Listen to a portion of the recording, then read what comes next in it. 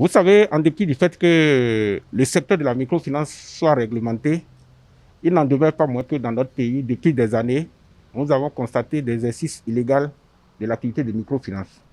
Et dans ce cadre, il y a un comité qui a été mis sur pied depuis 2011, d'ailleurs à la suite de la crise ICC Services et Consorts, le comité de stabilité financière et d'assainissement du secteur de la microfinance, qui est là pour prévenir et pour détecter et voir fermer les structures illégales qui exercent.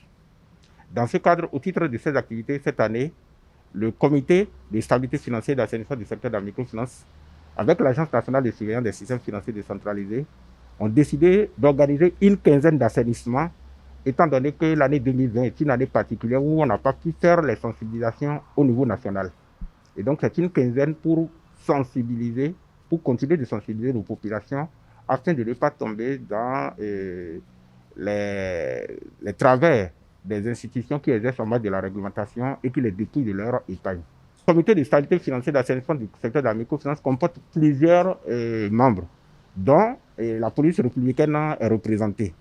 La BEF est le représentant du ministre de l'Intérieur au sein de ce comité et tous ces volets et tous ceux qui exercent ces activités à travers le net, à travers le digital, sont également interpellés lorsque cela se fait de façon illégale. On a une bonne avancée en termes de résultats, parce qu'en 2011, un recensement a été opéré et le recensement montrait qu'il y avait plus de 500 institutions qui exerçaient en bas de la réglementation.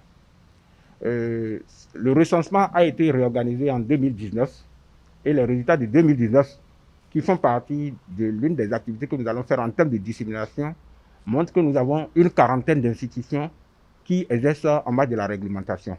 Et donc, nous avons connu d'avancées. Nonobstant cela, on ne peut pas dormir sous nos lauriers tant qu'il reste des poches.